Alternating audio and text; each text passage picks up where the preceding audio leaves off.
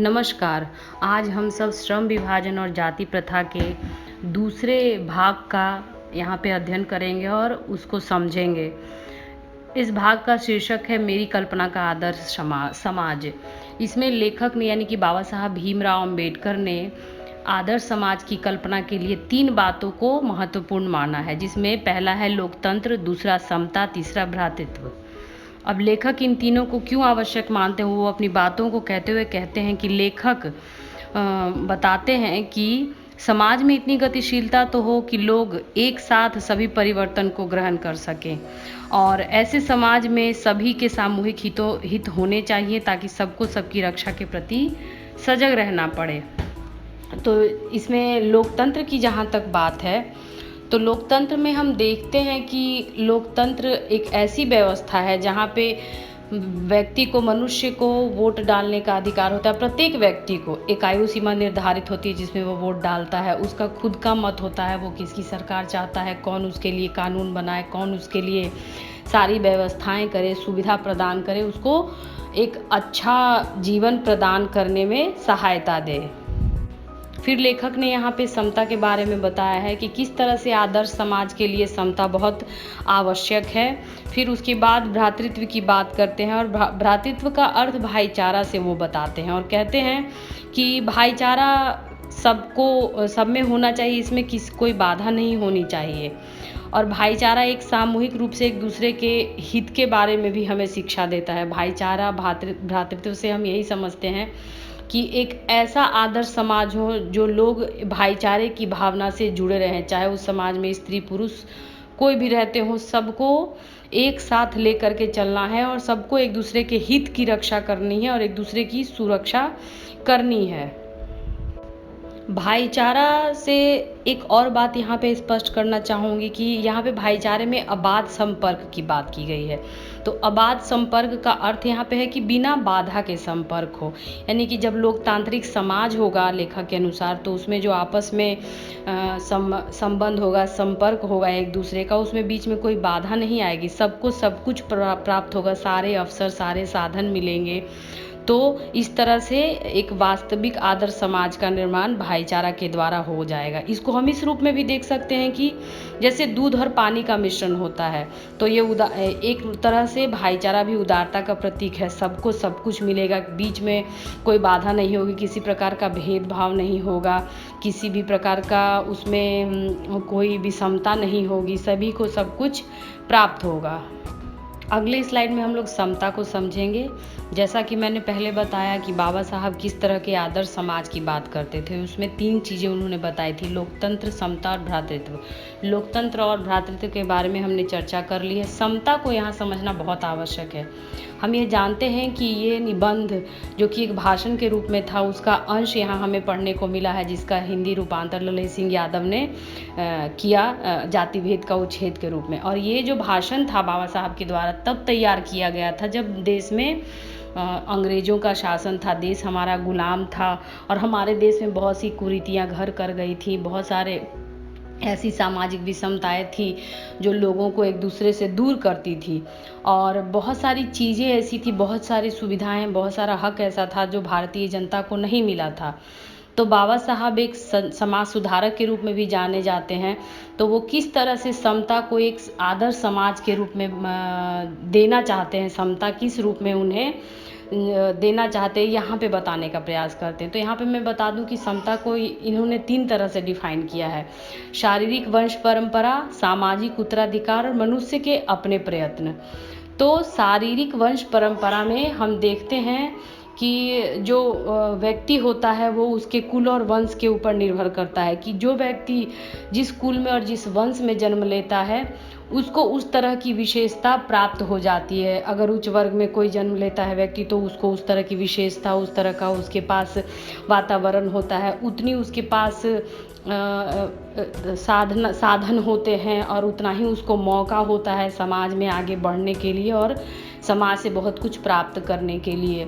वहीं पे अगर हम देखेंगे कि निम्न वर्ग के लोग जो होते हैं, अगर उस निम्न वर्ग में जो लोग जन्म लेते हैं तो उनको उसी तरह की चीज़ें प्राप्त होती है और शुरू से वो हाशिए पे जीने को मजबूर हो जाते हैं, क्योंकि हम देखते हैं कि उनको वो सारी सुविधाएं नहीं मिल पाती हैं जो एक उच्च वर्ग के व्यक्ति को मिलती हैं। तो शारीरिक वंश परंपरा यहाँ पे किसी भी आदर्श समाज के लिए बहुत मायने रखता है और ये समता के लिए भी बहुत ज़रूरी है। तो किस तरह से दोनों वर्गों के बीच में जो संसाधन की बंटवारे की बात हो, या फिर संपर्क की बात हो, या फिर अधिकारों की बात हो, सुविधा की बात हो, श्रम की बात हो, काम के बंटवारे की बात हो, सारे साधन सुविधा किस तरह से सबको प्राप्त हो, इसमें उच्च वर्ग बाजी न मार ले, इसके लिए भी उन्होंने व्यवस्था की। और इसका रूप हम आगे चल के देखते भी हैं संविधान में कि किस तरह से उन्होंने समता को डिफाइन किया है और हमें समझाने की कोशिश की है। सामाजिक उत्तराधिकार, हम सब जानते हैं कि हम सब एक सामाजिक प्राणी हैं, समाज में रहते हैं। समाज हमें स्कूल, अस्पताल, सड़क, रोजगार बहुत कुछ प्रदान करता है, चिकित्सा प्रदान करता है। तो हमारा भी समाज के प्रति कर्तव्य होता है कि हम समाज को बदले में क्या लौटाते हैं। तो ये जो लौटाने की प्रक्रिया है, इसमें हमें ये देखना है कि जैसे सामाजिक आविष्कार होते हैं, बहुत सारे वैज्ञानिक आविष्कार होते हैं, बहुत सारी ऐसी सामाजिक आंदोलन होते हैं जो समाज को विकास की ओर ले जाते हैं और समाज के प्रत्येक तबके को वो विकास प्रभावित करे और सबको वो सुविधा भी मिले और सबको वो वैज्ञानिक चीज़ें भी प्राप्त हों और साथ ही साथ वो उसके जीवन को प्रभावित करता है। तो उसका जीवन किस तरह से यहाँ पे सुरक्षित रहे, यहाँ पे सामाजिक उत्तराधिकार से यही हमारा तात्पर्य है। अब यहाँ पे देखना है कि वो जो उत्तराधिकार है, अब इसमें भी है कि जो उच्च वर्ग के बच्चे हैं अगर इस तरह का कोई भी विकास करते हैं, कोई भी चीज़ करते हैं, तो उसमें भी वो बाजी मार लेते हैं, क्योंकि उनके पास साधन है, उनके पास अपने वंश परंपरा है, समाज में उनकी प्रतिष्ठा है, तो लोग उनकी बात ज़्यादा सुनते हैं, वो उनकी पहुँच वहाँ तक ज़्यादा है। तो उस तरह के बच्चे बाकी बच्चों से, निम्न वर्ग के बच्चों से, गरीब बच्चों से आगे निकल जाते हैं। फिर यहाँ पे उनको मुकाबला करने का मौका नहीं मिलता है, क्योंकि वो हर तरह से उनसे पीछे रहते हैं, उनको वो सारी चीज़ें प्राप्त ही नहीं है। तो उनको किस तरह से ये चीज़ें प्राप्त हो तो वो उनके बराबर उनको मौका मिल सके और वो समाज को कुछ दे सके और उनकी भी स्थिति मजबूत हो और वो किसी भी तरह से एक जाति में, एक वर्ण में बंध कर न रह जाएं और बस अपना जो वंश का जो काम है उसी को अपनाने को विवश ना हो जाएं। तो इस पे भी बाबा साहब बहुत अच्छे से समझाते हुए हमें बताते हैं। और मनुष्य के अपने प्रयत्न की बात फिर करते हैं कि मनुष्य खुद भी बहुत प्रयत्न करता है। किस रूप में प्रयत्न करता है? हम देखते हैं कि समाज में हर तरह के लोग हैं जो बहुत सारे प्रयत्न करने के इच्छुक होते हैं और वो चाहते हैं कि उन पे जो परंपरागत व्यवसाय थोपा गया है वो उससे बाहर आए, कुछ नया करें, और उसके विरुद्ध भी वो जाते हैं। परंपरागत व्यवसाय के बंधन को तोड़ना भी चाहते हैं, क्योंकि ये दासता का लक्षण होता है। बाबा साहब ये बताते हैं कि दासता को हमें सिर्फ कानूनी नहीं लक्षण समझना चाहिए, हमें ये भी समझना चाहिए कि ये कुछ व्यक्तियों को दूसरे लोगों के द्वारा निर्धारित किया हुआ एक व्यवहार है और उसको मजबूर किया जाता है कि तुम्हारा कर्तव्य ये करना ही है। तो इसमें तब मनुष्य के अपने प्रयत्न इसमें शामिल हो जाते हैं और वो कोशिश करता है कि किस तरह से इस लीक से आगे हट करके और कुछ हम अच्छा काम कर सकें और तभी हम उनके साथ न्याय भी कर सकते हैं। और न्याय का तकाजा यही कहता है व्यक्ति के साथ वंश परंपरा और सामाजिक उत्तराधिकार के आधार पे कभी भी असामाजिक व्यवहार नहीं करना चाहिए, असमान व्यवहार नहीं करना चाहिए। और समाज अपने सदस्यों के अधिकतम उपयोगिता तभी प्राप्त कर सकता है जब समाज के सभी सदस्यों को आरंभ से ही समान अवसर और समान व्यवहार उपलब्ध कराए जाएं। अब यहाँ पे मनुष्य कितना प्रयत्न करेगा, स्वयं से प्रयत्न करेगा भी, तो इसमें जो उच्च वर्ग के लोग हैं वो बाजी मार लेंगे और बाकी जो हाशिए पे लोग हैं, जो गरीब वर्ग के हैं, निम्न वर्ग के हैं, वो उनको उतना नहीं मौका मिल पाएगा और वो अपना विकास नहीं कर पाएंगे।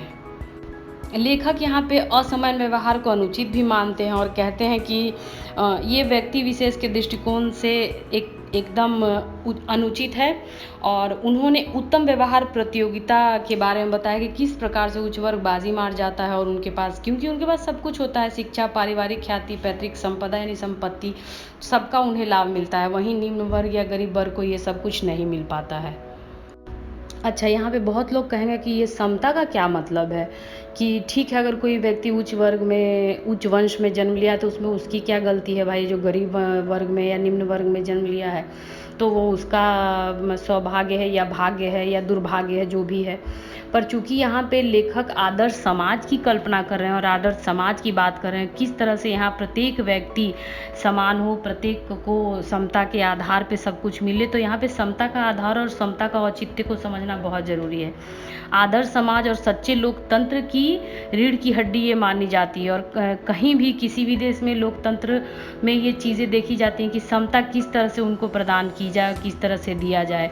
जैसा कि मैंने पहले भी बताया कि इसको हम आगे चल के देखते हैं कि किस तरह से बाबा साहब ने फिर इसको संविधान में जगह दी और किस तरह से समाज के जो वंचित वर्ग हैं, जो हाशिए पे लोग हैं, उनको इस तरह की सुविधा प्रदान की जो कि बाकी उच्च वर्ग के और संपन्न वर्ग के लोगों से वो मुकाबला कर सके, बच्चे आपस में एक दूसरे से बराबरी का मुकाबला कर सके और किसी भी आधार पे उन्हें ये हीन भावना से ग्रसित ना होना पड़े कि वो गरीब हैं तो वहाँ तक नहीं पहुँच सकते। उनके लिए विशेष व्यवस्था की गई, तभी वहाँ तक वो बच्चे पहुँच सकते हैं। अब यहाँ पे मैंने इसे अपने तरीके से समझाने का प्रयास किया है कि समता को हम किस तरह से समझें। तो हम देखते हैं कि मान के चलिए कि आपको समता समझ में नहीं आ रही होगी कि बाबा साहब आखिर किस तरह की समता की बात कर रहे हैं। उनकी समझ से बाहर है ये चीज़, क्योंकि बहुत सारे लोग बोलेंगे कि ये तो विषमता हो गई कि अगर वो उच्च वर्ग के लोग हैं या फिर अमीर वर्ग हैं या फिर जिनके पास सुविधा संपन्न लोग हैं, अगर उनके पास सब कुछ है तो इसमें उनका क्या दोष है। वो गरीब हैं तो उसमें उनको अपने बारे में सोचना है। तो समता की व्यवस्था की बात यहाँ पे करते हुए बाबा साहब किस तरह से समझाते हैं, मैंने आपको पहले बताया। अब इसमें मैं अपने तरीके से थोड़ा समझाना चाहती हूँ कि मान के चलिए कि आप एक क्रिकेट का मैच देखना चाहते हैं, ठीक है, और आप 4 मित्र हैं और आप क्रिकेट का मैच देखना चाहते हैं, और चारों मित्र भिन्न भिन्न समाज और भिन्न भिन्न आर्थिक समाज से, भिन्न भिन्न वर्ग से जुड़े हुए हैं। अब एक इसमें जो व्यक्ति है वो धनी व्यक्ति है और वो मैच देखना चाहता है, क्रिकेट मैच, तो वो क्या करता है, क्रिकेट मैच का टिकट खरीद करके और मैदान के अंदर जाके क्रिकेट देखता है।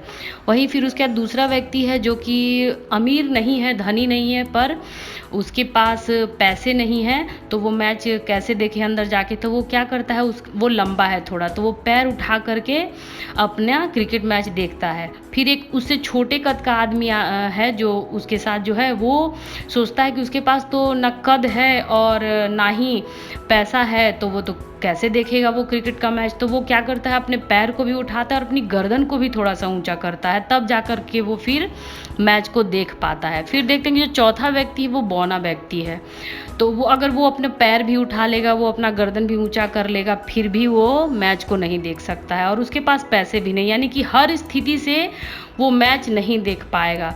तब वो क्या करेगा कि वो अपने आसपास देखेगा कहीं कुछ ऐसी चीज़ है जिस पे वो चढ़ करके मैच देख सकता है, तो वो देखेगा कि चलो कोई ऐसा चीज़ है, डिब्बा है या ईंट है, पत्थर है, जिस पे वो चढ़ करके मैच देख सकता है।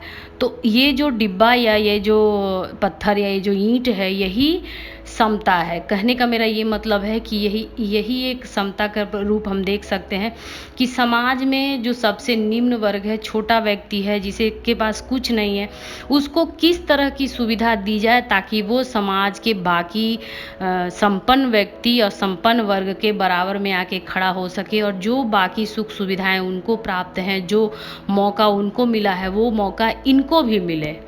तो यहाँ पे ये बात बाबा साहब कहना चाहते हैं।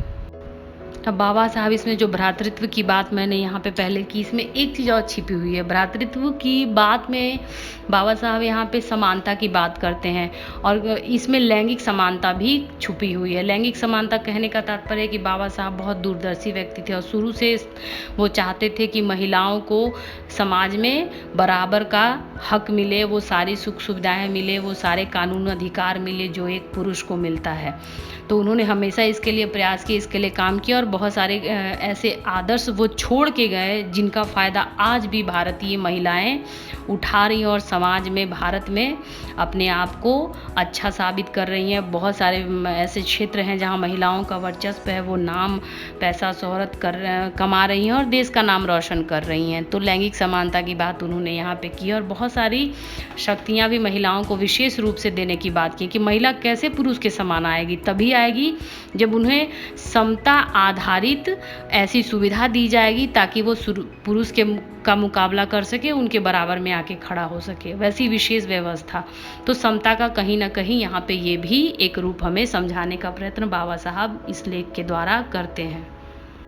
अब यहाँ पे दूसरा भाग है, उसका गद्यांश का अंत होता है। तो इसमें लेखक कहते हैं कि किस तरह से एक लोकतांत्रिक देश जो होता है वहाँ पे सामाजिक सद्भाव का भाव होता है, सामाजिक न्याय की बात होती है, रचनात्मकता, कार्यकुशलता, गतिशीलता और सर्वहित, श्रद्धा और सम्मान की बात होती है और सबकी सुरक्षा की बात होती है। सही बात है, लोकतंत्रात्मक समाज होगा, देश होगा तो वहाँ आपस में लोग सामाजिक सद्भाव से रहेंगे, मिलजुल के रहेंगे और सभी को न्याय मिलेगा। किसी को उसको अमीर गरीब, ऊंच नीच, वर्ण और जाति धर्म के आधार पे भेदभाव नहीं होगा, सबको एक समान न्याय व्यवस्था के अंतर्गत जोड़ा जाएगा और न्याय मिलेगा। ऐसा आदर्श समाज होना चाहिए। फिर रचनात्मकता की बात करते हैं। यहाँ पे व्यक्ति को किसी भी कार्य को करने की छूट होनी चाहिए, स्वतंत्रता होनी चाहिए। उसको अपने जाति के आधार पे श्रम को ना अपनाना पड़े, अपने वंश के आधार पे ना अपनाना पड़े। और कार्यकुशलता की बात करते हैं कि जब व्यक्ति उससे बाहर आ जाएगा तो कार्यकुशल भी होगा। जब जाति आधारित श्रम से वो बाहर आ जाएगा तो कार्यकुशलता उसमें आएगी और वो अच्छे से अपने काम को गतिशीलता देगा। और गतिशील समाज में ये देखा गया है कि समाज को जो भी परिवर्तन समाज में हो रहा है वो परिवर्तन एक छोर से दूसरे छोर तक पहुंच सके बराबर से, यानी कि महिला पुरुष सबके पास वो परिवर्तन पहुंच सके, सबको उसको जानकारी हो, सब चीज़ की सुविधाएं सबको बराबर मिल सके। और जब इस तरह का समाज होगा, लोकतांत्रिक देश होगा, तो वहाँ सबके हित की बात सोची जाएगी, सबके प्रति श्रद्धा होगा, सम्मान होगा सबके मन में एक दूसरे के प्रति। और जब ऐसी भावना मन में आएगी तो लोग एक दूसरे की सुरक्षा भी करेंगे और एक दूसरे को सुरक्षा की भावना भी प्रदान करेंगे। समाज में हम किस लिए रहते हैं? इसीलिए न रहते हैं कि हम समाज हमें सुरक्षा प्रदान करता है और हम समाज को सुरक्षा प्रदान करते हैं। जितने भी व्यक्ति समाज में रहते हैं, समाज को किसी न किसी रूप में प्रत्येक व्यक्ति सुरक्षित रहता है और सुरक्षा प्रदान करता है, चाहे वो हमें पुलिस के रूप में हो, पड़ोसी के रूप में हो, परिवार के रूप में हो, न्यायालय के रूप में हो। इस तरह से हम देखते हैं कि समाज हमें हर तरह से सुरक्षा प्रदान करता है और सबके हित की वो चिंता करता है। तो आदर्श समाज की यही विशेषताएं हैं और इसी की कल्पना बाबा साहब यहाँ पे करते हैं। यहाँ मैंने श्रम विभाजन और जाति प्रथा, मेरी कल्पना का आदर्श समाज, बाबा साहब का जो ये निबंध है उस दोनों भाग का यहाँ पे सारांश मैंने लिख दिया है। आप इसे ध्यान से देखिएगा, समझिएगा। दोनों भाग का सारांश है। आशा है कि आपको ये वीडियो पसंद आया हो और ध्यान से आप इसको समझें और पढ़ें।